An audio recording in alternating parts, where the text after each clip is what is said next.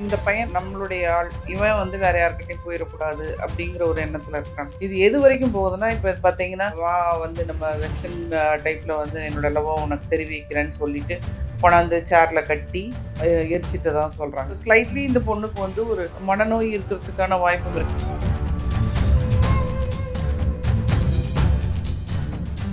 முன்னணி market எக்ஸ்பர்ட்ஸுடன் enrich money investor awareness conclave April 25. டிக்கெட்டை இன்றே புக் செய்யுங்கள். ஆச்சி மசாலா எந்த சமையலும் ருசி தேடும் ரகசியம் 20 ரூபாய். ஐபிசி தமிழ் நேயர்களுக்கு வணக்கம். இன்று நம்மோடு பேசுவதற்கு டிடெக்டிவ் மாலதி நேர்ந்திருக்கிறார். அவரிடம் பேசலாம். வணக்கம் மேம். வணக்கம் தம்பி. மேம், சமீபமா பெங்களூர்ல வந்து பாத்தீங்கன்னா லவ் பண்ற பையனை வந்து லவ் பண்ற பொண்ணு வந்து எரிச்சு கொலை பண்ணிருக்காங்க மேம். அது நியூஸ் கேள்விப்பட்டீங்களா மேம்? ஆமா, பேப்பர்ல படிச்சேன். ஓகே, அதோட பின்னணி என்ன மேம்? என்ன ஆச்சு? நமக்கு ஃபுல்லா இன்வெஸ்டிகேஷன் எல்லாம் அங்க பண்ணியிருப்பாங்க. நமக்கு என்னன்னு தெரியல. பட் இது இப்போ என்ன ஆகுதுன்னா, நிறைய ஆஃப் லேட் நம்ம இந்த மாதிரி கேசஸ்லாம் பண்ணியிருக்கோம். ஒரு பையனை விரும்புகிறாங்க. அந்த பையன் தனக்கு கிடைக்கணும்னு நினைக்கிறாங்க. தனக்கு கிடைக்க மாட்டான். அவன் வந்து ஒரு ப்ளே பாயாக இருக்கலாம், இல்லை ஜஸ்ட்டு பாசிங் க்ளவுட்ஸ் மாதிரி வந்து பார்த்துட்டு போகலாம் அப்படிங்கிற மாதிரி பசங்களாக கூட இருக்கலாம். அந்த மாதிரி ஒரு பையனை இவங்க விரும்ப ஆரம்பிச்சிட்டாங்கன்னா, இவங்க வந்து கொஞ்சம் சைக்கலாஜிக்கலாக வந்து இந்த பையன் நம்மளுடைய ஆள், இவன் வந்து வேற யார்கிட்டயும் போயிடக்கூடாது அப்படிங்கிற ஒரு எண்ணத்தில் இருக்கிறாங்க. இது எது வரைக்கும் போகுதுன்னா, இப்போ பார்த்தீங்கன்னா, வா வந்து நம்ம வெஸ்டர்ன் டைப்பில் வந்து என்னோட லவ்வ உனக்கு தெரிவிக்கிறேன்னு சொல்லிட்டு கொண்டாந்து சேர்ல கட்டி எரிச்சிட்டதா சொல்கிறாங்க. இப்போ வந்து ஸ்லைட்லி இந்த பொண்ணுக்கு வந்து ஒரு மனநோய் இருக்கிறதுக்கான வாய்ப்பும் இருக்கு. நம்ம தெரியாம எதையுமே நம்ம சொல்ல முடியாது. பேசிக்கா வந்து விமன் எப்படின்னா, தனக்கு வேணுங்கிற பொருள் வந்து கிடைக்கல அப்படின்னா, அது முடிஞ்ச அளவுக்கு தனக்கு கிடைக்கணும் அப்படின்னு சொல்லிட்டு அதுக்கு உண்டான முயற்சிகளை எடுப்பாங்க. இது அதனோட எக்ஸ்ட்ரீம் இதாக தான் நான் இதை பார்க்குறேன். நான் இந்த இது எரிக்கிறதெல்லாம், அதாவது ஒரு பையனை வந்து சேர்ல உட்காந்து கட்டுற வரைக்கும் அந்த பையன் வந்து உட்காந்துட்டு இருந்தான்னு சொல்றதே என்னால் ஃபர்ஸ்ட் ஏற்றுக்க முடியல. ஏன்னா கட்டி போட்டால் யாராவது வந்து லவ்வை சொல்லுவாங்க. ஸோ அதுவே என்னால் ஏற்றுக்க முடியல. இல்லை ஏதாவது சாப்பிட கொடுத்து மயக்கம் பண்ணி அதுக்கப்புறமா சேரில் கட்டி போட்டு அதுக்கப்புறமா எரிச்சிருக்கலாம். அப்படி தான் என்னுடைய தோணல் இருக்குது இதில். நாங்கள் வந்து ஒரு கேஸ் ஒன்று பார்த்தோம் இந்த ஐடி ஃபீல்டில். அப்போது வந்து ஒரு பொண்ணு தான் வந்து நம்மகிட்ட கேஸ் கொடுத்தாங்க. இந்த மாதிரி வந்து நான் போகிற பஸ்ஸில் என்னை வந்து பிக்கப் ட்ராப் பண்ணக்கூடிய பஸ்ஸோட டிரைவரை வந்து நான் வந்து லவ் பண்ணுறேன். பட் அவர் வந்து திடீர்னு வந்து நான் கல்யாணம் பண்ணிக்க போகிறேன், செங்கல்பட்டில் எங்கள் ஊருக்கு நான் போகிறேன் அப்படின்னு சொல்கிறாரு. இது வந்து உண்மையா அப்படின்னு எங்ககிட்ட கேட்குறாங்க. ஸோ நாங்கள் வந்து இந்த கேஸ் வந்து எடுத்துகிட்டு நாங்கள் இந்த டிரைவரை ஃபாலோ பண்ணுறோம், எல்லாம் பண்ணுறோம். வீக்கெண்ட் வந்து ஒரு ஊருக்கு போகிறாரு. அங்கே ஊருக்கு போனதும் அங்கே பார்த்தோன்னா ஆல்ரெடி அவர் கல்யாணம் ஆகி குழந்தையே இருக்குது. சரி, இந்த பொண்ணு இன்னும் கல்யாணம் பண்ண போகிறேன்னு சொன்னாரா, இல்லை நம்ம காதல் தான் தப்பாக வாங்கிட்டோமா அப்படிங்கிற மாதிரி ஒரு இது. Okay, but what ever it is, நம்ம பார்த்த எவிடன்சஸ்லாம் நோட் பண்ணிவிட்டு நம்ம ஃபோட்டோஸ் எடுக்க முடிஞ்சதெல்லாம் எடுத்துகிட்டு நம்ம இங்கே வந்துட்டோம். வந்துட்டு திரும்பி இந்த பையன், ஏன்னா இது ஒரு பண்ணிக்க போகிறான்னு சொன்னதுக்கு அங்கே போய் பார்த்தா குழந்தையே இருக்குது. அப்போ இவன் வேறு என்னெல்லாம் தப்பு பண்ணுறான் அப்படிங்கிறது நம்ம சர்வைலன்ஸ் பீரியட் வந்து 30 days டைம் எடுத்துக்கிறோம் இல்லையா, அதில் பார்க்கலான்னு சொல்லிட்டு பார்க்கும்போது இந்த பொண்ணு வந்து பஸ்ஸில் இவங்களோட பஸ்ஸில் வருது. அங்கங்கே இறங்குறாங்க. நிறைய பாய்ஸ் இருக்காங்க, கேர்ள்ஸ் இருக்காங்க. அவங்கவுங்க ஒரு ஒரு ஸ்டாப்பில் இருக்கிறாங்க. இந்த பஸ் வந்து பார்த்திங்கன்னா ஒரு இடத்துல போட்டுருவாங்க. அடுத்த நாள் காலையில் திரும்ப இவங்களை பிக்கப் பண்ணிட்டு தான் திரும்ப போகும். சரி, பஸ்ஸு வந்து டெஸ்டினேஷன் பாயிண்ட் வந்துருச்சு. இவன் இறங்கி வருவான்னு பார்க்குறோம். கிட்டத்தட்ட ஒரு 20 to 30 minutes நாங்களும் எங்கள் ஸ்டாஃப் இந்த மேடம், நான் மேடம் வெறும் பஸ்ஸை பார்த்துட்டு உட்காந்துருக்கு சொல்கிறீங்க, அந்த டிரைவர் இறங்கவே இல்லை மேடம், உள்ளே படுத்து தூங்கிட்டானோ தெரியல. இல்லைடா இருடா கொஞ்சம் நேரம் பார்த்துட்டு வந்துரு அப்படின்னு சொன்னோடனே ஃபோன் பண்ணுறா, மேடம் பொண்ணு இறங்கி போகுது மேடம் பஸ்ஸில் இருந்து, டிரைவர் இறங்கலை அப்படின்னு. என்னடா சொல்கிற அப்படின்னு. நிச்சயமாக தான் மேடம். அப்புறம் நீ அங்கேயே நின்று அந்த பொண்ணு யாருன்னு ஃபோட்டோ எடுத்துக்கோ, அடுத்தது என்ன நடக்குதுன்னு பார்க்கலாம். ஏன்னா டிரைவர் இறங்கலை, பஸ்ஸு நிறுத்தியாச்சு, டிரைவர் இறங்கலை. கொஞ்ச நேரம் கழித்து டிரைவர் இறங்கி வர்றார். பொண்ணு போன ஒரு 10 நிமிஷம் கழித்து டிரைவர் இறங்கி அவர் பஸ்ஸை லாக் பண்ணிவிட்டு அவர் போய்ட்டுறாரு. நாங்கள் இது கண்டினியூஸாக மானிட்டர் பண்ணும்போது பார்த்தீங்கன்னா, வெவ்வேறு நாட்களில் வெவ்வேறு பொண்ணு அந்த பஸ்ஸுலேயே ட்ராவல் பண்ணக்கூடிய பொண்ணுங்க தான் இவரோட தகாத உறவில் உள்ளே இருக்கிறாங்க. இது வந்து நாங்கள் மானிட்டர் பண்ணிவிட்டு அந்த பொண்ணுக்கிட்ட நாங்கள் சொல்கிறோம். சொல்லும்போது அந்த பொண்ணு சொல்லுது, அவன் ரொம்ப நல்லவன், இவங்கெல்லாம் தான் தப்பு பண்ணுறாங்க. அதுக்காக சொன்னேன், இந்த எவிடன்ஸோட நம்ம சொல்லும்போது, அதுக்கு பதில் அந்த பொண்ணு சொல்றது. அந்த பொண்ணோட மனோநிலைமைய பாருங்க. "சரிம்மா, அவன் நல்லவன். பொண்ணுங்கலாம் கெட்டவங்க." இப்ப இந்த எவிடன்ஸ் அது கல்யாணம் பண்ணி ஒரு குழந்தை இருக்கே, அது என்னன்னா, "ஐய்யய்யோ! அப்படியா? என்னாலலாம் அவன விட்டுட்டுலாம் இருக்க முடியாது. அவன் என்ன தப்பு பண்ணாலும் எங்க அம்மாகிட்ட சொல்லி அவன தான் நான் கல்யாணம் பண்ணி வைக்கணும்." ஸோ என்னடான்னா, இவங்க சைக்காலஜிக்கலா தே ஹேவ் அன் இது. எனக்கு எனக்கு உண்டானது, எனக்கு உரியது அது. அத யாருக்கும் நான் குடுக்க மாட்டேன். இந்த குழந்தைங்க ஒரு பொம்மைய வச்சு நான் யாருக்கு குடுக்க மாட்டேன்னு அடம் பிடிக்கும் பாருங்க. அந்த மாரி மைண்ட் செட்ல இருக்காங்க. ஸோ அந்த மாரி மைண்ட் செட்ல இருக்கவங்க தான் இந்த மாரியான வேலைகள் எல்லாம் ரொம்ப ஒரு பீக்குக்கு போனதுக்கப்புறம் அந்த மாரியான வேலைகளுக்கு போயிடுவாங்க. நான் அப்புறம் என்ன சொன்னேன், "நீ அம்மாவ கூட்டிட்டு வாம்மா" அப்படின்னு. அவங்க அம்மாவும் தான் ஆக்சுவலா ஃபர்ஸ்ட்டு வந்து கேஸ் குடுக்க வந்திருந்தாங்க. அ அவங்க அம்மாகிட்ட சொன்னதும், "நான் சொன்னா கேட்க மாட்டேங்கிறாங்க இவ" அப்படின்னு சொல்லிட்டு. ஆனா அடிக்கு ஒரு முறை இந்த பொண்ணு வருஷத்துல ஒரு முறை இந்த மாரி ஒரு கேஸ் எங்களுக்கு குடுத்துட்டே இருப்பாங்க. So psychologically they are affected. ஆனா நீங்க சொன்னாலும் அதை அக்செப்ட் பண்ணிக்க மாட்டாங்க அவங்க. அந்த செல்லம் குடுத்து வளர்க்குறாங்க இல்லையா பேரண்ட்ஸ், இது வந்து சிங்கிள் பேரண்ட் வேற. ஸோ பொண்ணு கேட்கறத அவங்க செஞ்சிடணும். அதுதான் மதருடைய தாட். அப்பா கிடையாது. அப்பாவா இருந்தா உட்கார வச்சு, "இங்க பாரும்மா, இப்படிதாம்மா பசங்கன்னா இப்படி இருப்பாங்க. அப்படி நம்ம இது பண்ணக்கூடாதுன்னு" அறிவுரை சொல்லுவாங்க. இவங்க அம்மா வந்து அந்த சொன்னாலும் கூட ஏத்துக்கக்கூடிய நிலைமையில அந்த பொண்ணு இல்ல. நான் சொல்றது தான் கரெக்ட்டு. நான் அவன் நல்லவன்னா அவன் நல்லவன் தான். அவன் கெட்டவனா இருந்தாலும் அவன் நல்லவனா நல்லவன் தான். அதுதான் இவங்களுடைய ஆட்டிட்யூடா இருந்தது. ஸோ இந்த மாரி இருக்கும்போது தான் எனக்கு தெரிஞ்சுச்சு, இந்த மாரி ஒரு ஆட்டிட்யூட்ல தான் அந்த பொண்ணு வந்து அந்த பையன வந்து எரிச்சு கொன்னுருக்கணும். மேம் இப்ப இந்த மாரி ஆட்டிட்யூட் இருக்குல்ல மேம், அது வரதுக்கு என்ன காரணமா இருக்கு மேம்? இது வந்து இப்போ வந்து நெறைய நடக்குது. அப்போலாம் வந்து நெறைய அதாவது ஒரு வீட்லயே 2, 3 குழந்தைங்க இருப்பாங்க. ஸோ பேசுறதுக்கு துணை இருக்கும், விளையாடுறதுக்கு ஆள் இருக்கும். இன்னொன்னு வந்து பார்த்தீங்கன்னா, ஜஸ்ட்டு கதவ தொறந்துட்டு வெளியில போய் கிரவுண்ட்ல விளையாடுவாங்க. கிரவுண்ட் இல்லன்னா கூட ரோட்லயே விளையாடக்கூடிய ஃபெசிலிட்டி இருந்துச்சு. இன்னைக்கு தான் வண்டி வாகனங்கள் அதிகம்.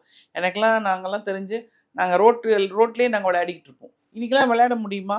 பசங்களே வந்து வெளியில கேட்டுட்டு நின்னு உள்ள வாங்க. என் பசங்கள நான் தான் சொல்லுவேன். குழந்தைங்க வந்து ஸ்கூல்லேருந்து வந்ததும் கேட்டுக்கு வெளியே வந்துராதீங்க. ஃபர்ஸ்ட் இன்ஸ்ட்ரக்ஷன் நம்ம அதுதான் குடுப்போம். ஸோ அக்கம் பக்கம் இருக்கிறவர்களோட பழகக்கூடிய வாய்ப்பை கூட நம்ம குழந்தைங்களுக்கு நம்ம குடுக்கறதில்ல. அப்போ இவங்க என்ன ஆகுறாங்க, தனிமையில இருக்கும்போது, இவங்க நெனைக்கிறதெல்லாம் இவங்களுக்கு சரி. So there is no one to discuss about it. இல்ல. முதல்ல வந்து நீங்க வெளியில போனீங்கனாலே இந்த சிந்தனைகளுக்கு இடமே வராது. விளையாடிட்டு இருப்பீங்க, ஏதாவது பண்ணிட்டு இருப்பீங்க. மைண்ட் ஆக்கியூபைடா இருக்கும். ஸோ மைண்ட் ஆக்குபைடா இல்லாத நேரத்தில இவங்களுடைய தாட்ஸ் வந்து வித்தியாசமான தாட்ஸ் இவங்களுக்கு வருது. அத வந்து இவங்க தனக்கு தானே பேசிக்கிட்டு, நான் சொல்றது சரி அப்படின்னு இவங்க மைண்ட்ல ஏத்திக்கிறாங்க. அதுதான் பெரிய பிரச்சனைகளுக்கான காரணம். Okay ma'am. அதே ஒரு சில பேர்லாம் வந்து பார்த்தீங்கன்னா, ஒரு டிபேட் ஷோவே நடந்திருக்கு மேம். அதாவது சாக்லேட் பாய் பிடிக்குமா? ரக்கட் பாய் பிடிக்குமான்னு கேட்டா, மோஸ்ட் ஆஃப் த பெண்கள் சொல்ற விஷயம் பார்த்தீங்கன்னா, ரக்கட் பாய் தான் ரொம்ப பிடிக்கும் அப்படின்ற மாரி சொல்றாங்க இல்லையா? ஆமா. ஒருவேளை வந்து இந்த சோசியல் மீடியாவும் ஒரு காரணமா மேம்? இது மாரி வந்து பையன் வந்து மொரடனா இருக்காங்க, இல்ல சில கெட்ட பழக்கங்கள் இருக்கு அவங்களுக்கு. இப்படிலாம் இருந்தா தான் கெத்துன்ற மாரி ஒரு தோற்றம் இருந்தா மட்டும் தான் பெண்களுக்கு ஒரு ஈர்ப்பு வருதா மேம்? இப்ப தான் அந்த மாதிரியான ஒரு அதாவது ரக்கட் பாய்ன்னு நீங்க சொல்றத விட, ஒரு பிரேவ் மேன் வேணும்னு தான் நெனைப்பாங்க. பெண் வந்து தனக்கு ஏதாவது ஒரு ஆபத்து இருக்கும்போது, எங்க எங்க எங்க எங்க காலகட்டங்கள்ல சொல்றேன் நானு. ஒரு ஒரு பிரேவான மேன் தன்னை பாதுகாக்கிறதுக்கும், தன்னுடைய குழந்தைகளை பாதுகாத்துக்கிறதுக்கும் இருக்கணும்னு சொல்லிட்டு, எங்க காலகட்டங்கள்ல அப்படிதான் பெண்கள் இருந்தாங்க. ஆனா இன்னைக்கு ஷோஸ் நீங்க சொல்ற மாரி நெறைய டிபேட் ஷோஸ்ல பார்க்குறேன். ரக்கட் பாய் தான் வேணும், தண்ணி அடிக்கணும் அப்படின்னு. அந்த காலத்துலலாம் பெண்கள் வந்து சொல்லுவாங்க, தண்ணி அடிக்கிற பையன வந்து பெண்களே சொல்ல மாட்டாங்க. பேரண்ட்ஸு வீட்ல வந்து தண்ணி அடிக்காத பையன், நல்ல பையன் தேடி வந்து தேடி பார்த்து கல்யாணம் பண்ணி வைப்பாங்க. இன்னைக்கு பொண்ணுங்க சொல்றதுன்னா, அக்கேஷனல் ட்ரிங்கரா இருக்கணும். இவங்களே சொல்லிடுறாங்க. Let him smoke. அ பாய்ஸ்னா அப்படிதான் இருப்பாங்கன்னு சொல்லிடுவாங்க. ஆனா பிரச்சனைன்னு வரும்போது, வேற விதமா மாறிடுறாங்க. ஸோ அந்த பிரச்சனை வரும்போது தான் இவங்க அதனுடைய இன்டென்சிட்டி என்னங்கிறதையே புரிஞ்சுக்கிறாங்க பெண்கள். ஓகே. இப்ப இந்த மாரி பெண்கள் இருக்காங்கல்ல மேம், அவங்களுக்கு என்ன மேம் சொல்ல வரீங்க? இந்த மாரி பெண்களுக்கு என்ன சொல்ல வருதுன்னா, முதல்ல வந்து கவுன்சிலிங் வந்து வீட்ல, ஸ்கூல்ல, காலேஜ்ல இருந்து ஆரம்பிக்கணும். கவுன்சிலிங்ன்றத விட, வாழ்க்கைக்கு என்ன தேவை? பெண்களுக்கு வந்து குட் டச், பேட் டச் சொல்லிக் குடுக்கும்போது, சின்ன பிள்ளைங்கள்லேருந்து சொல்லிக் குடுக்குறாங்கன்னு சொல்றாங்க. இது ஒரு லெவலுக்கு வந்ததுக்கப்புறம், நெறைய ஸ்கூல்ஸ் நான்லாம் நெறைய ஸ்கூல்ஸ், காலேஜஸ்லாம் என்ன கூப்பிடும்போது, நான் இதெல்லாம் பேசுவேன். ஆ இந்த மாரி சம்பவங்கள் நடக்கும். இதிலருந்து நீங்க உங்கள வந்து மீண்டு நீங்க வெளிய வரணும். ஏன்னா, அது உங்களுடைய ஏஜ், அடாலசென்ட் ஏஜ்ல பயாலஜிக்கல் சேஞ்சஸ் நடக்கும். ஸோ, உங்களுக்கு இந்த மாரி தாட்ஸ் எல்லாம் வரும். இதுலேருந்து நீங்கள் வெளி வந்துட்டு எது நல்லது கெட்டதுங்க உணர்ந்துக்கணும். இந்த மாதிரி விஷயங்களை வந்து ஸ்கூல்ஸ் அண்ட் காலேஜஸில் பேச ஆரம்பிக்கணும். அப்போ தான் இந்த பிள்ளைகளுக்கு ஒரு தெரியும். ஏன்னா எனக்கு இன்னொரு கேஸில் பார்த்தீங்கன்னா அவங்க அம்மா வந்து எனக்கு ஃபோன் பண்ணுறாங்க. சாயந்தரம் 6 மணிக்கு நிச்சயதார்த்தம், 4 மணிக்கு பொண்ணை காணோம். அழுகுறாங்க. நான் சொன்னேன், எதுக்கு அழுகுறீங்க? எங்கேயாவது பக்கத்தில் இது பியூட்டி பார்லர் போயிட்டு வரேன்னு போச்சுங்க அப்படின்னு. அது பியூட்டி பார்லர் தானே போயிட்டு வரேன்னு போச்சு. எந்த பார்லர் போச்சுன்னு பாருங்க, ஃபோன் ஸ்விட்ச் ஆஃப் ஆயிருக்கு. நான் சொன்னேன், கரெக்டாக உண்மையை சொல்லுங்கள், நான் சொல்கிறேன். உங்கள் பொண்ணு வந்து பியூட்டி பார்லர் போச்சா, இல்லை ஏதாவது பிரச்சனை இருக்கா? ஆமாங்க, அந்த பொண்ணு வந்து வேறு கம்யூனிட்டி ஒரு பையனை லவ் பண்ணுச்சு அப்படின்னு சொல்லி அவங்க பேச ஆரம்பிக்கும்போது நான் சொன்னேன், நீங்கள் அவசரப்பட்டு எந்த விஷயத்தையும் செய்ய வேணாம். ஸ்டேஷனில் போய் ஒரு கம்ப்ளைண்ட் கொடுங்கன்னு நான் சொல்லி முடிச்சுட்டு ஃபோனை வைக்கிறேன். திரும்ப அடுத்த 10 நிமிஷத்தில் கூப்பிட்றாங்க. மேடம், ஸ்டேஷன்லேருந்து ஃபோன் வருது. எந்த ஸ்டேஷன்லேருந்து? ஒரு ஏரியா சொல்லி அந்த ஏரியா போய் அங்கேருந்து வருது. என்னென்னு, என் பொண்ணு யாரையோ கல்யாணம் பண்ணிச்சா, என்ன வர சொல்கிறாங்க அங்கே அப்படின்னு. சொன்னேன், பதட்டப்படாதீங்க, போங்க, என்ன ஆச்சுன்னு அங்கேருந்து கால் பண்ணுங்க அப்படின்னு. அவங்க அங்கே போயிட்டு இந்த மாதிரி ஒரு பையனை வந்து மதம் மாதிரி கல்யாணம் பண்ணிட்டாங்க. ஓன்னு அழறாங்க. நான் சொன்னேன், என் பொண்ணை எனக்கு மீட்டு கொடுங்க, நீங்கள் வாங்க கிளம்பி. நான் சொன்னேன், நானே ஆனாலும் ஜட்ஜே ஆனாலும் மீட்டு கொடுக்க முடியாது. அவங்க இப்போ 18 கல்யாணம் பண்ணிட்டாங்க. நீங்கள் அழுது ஆர்ப்பாட்டம் போடாமல் தயவு செஞ்சு நீங்கள் வீட்டுக்கு வாங்க, நாளைக்கு என்னை வந்து மீட் பண்ணுங்க அப்படின்னு சொல்லி அவங்கள அனுப்பிச்சேன். அதாவது பெண்கள் வந்து வீட்டுக்கு நிச்சயதார்த்தத்துக்கு ஆளை வர சொல்லிட்டு இப்படி போகிறது மிகவும் பெரிய தவறு. இதை வந்து நான் இதுவாகவே சொல்கிறேன். நீங்கள் அப்படி கல்யாணம் பண்ணிக்கணும்னு நினச்சிங்கன்னா, ஒரு மாதத்துக்கு முன்னாடியாவது ஓடி போயிடுங்க. மாப்பிள்ளை பார்த்துட்டு இருக்கும்போதாவது ஓடி போயிடுங்க. வீட்டுக்கு ஒரு 50-60 பேரை வர வச்சுட்டு அவங்கள அவமானப்படுத்திட்டு போகிறது எந்த விதத்தில் நியாயம்? எப்படியா இருந்தாலும் சொன்ன பேச்சு கேட்க போகிறதில்ல. நீங்கள் சொல்லாமல் போகிறதுன்னு முடிவு பண்ணிட்டீங்க. அந்த போகிறத முன்னாடியே பண்ணிடுங்கன்றேன். ஏன்னா 2 குடும்பத்துக்கும் பிரச்சனை வரும்ல. இவ்வளோலாம் தெரிஞ்சு உன் பொண்ணு இப்படிலாம் இருக்குன்னு தெரிஞ்சே நீ வந்து பார்த்துருக்கேன்னா எத்தனை பேர் சொல்லுவாங்க? அவள் பேருக்கு அந்த அம்மா தானே ஆளாகணும். ஸோ அதனால் அது முன்னாடியே பண்ணிவிடுங்க. சொன்னால் செஞ்சு வைக்க மாட்டாங்களா? ஒரு 2 மாதம் முன்னாடியே பண்ணிடுங்க. இல்லையா அவங்களோட சம்மதத்தோடு பண்ணுங்க. ஆனால் மேம், ஆக்சுவலாக அந்த பேரண்ட்ஸ் ஒத்துக்காமல் இருந்ததுனால தானே அவங்க ஓடி போனாங்க இல்லையா? ஒன்றுமே தெரியாமல் தானே ஓடி போயிருக்காங்க.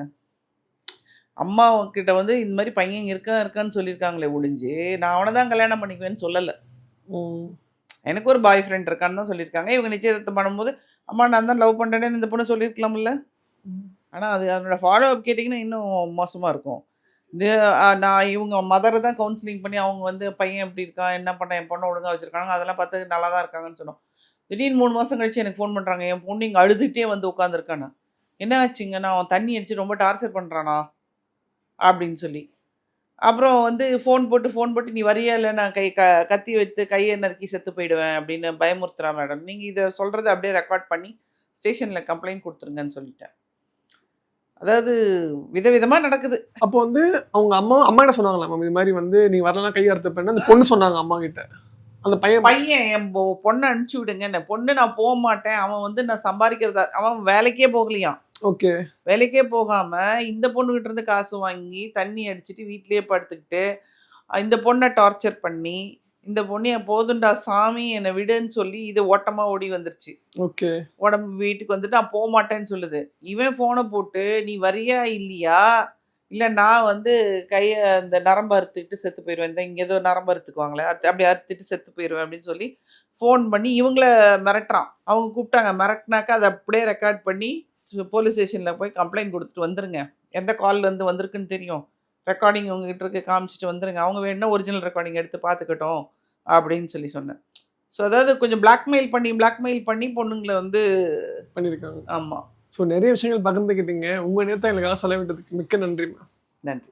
முன்னணி market எக்ஸ்பர்ட்ஸுடன் enrich money investor awareness conclave April 25. டிக்கெட்டை இன்றே புக் செய்யுங்கள். ஆச்சி மசாலா, எந்த சமையலும் ருசி தேடும் ரகசியம் 20 ரூபாய்.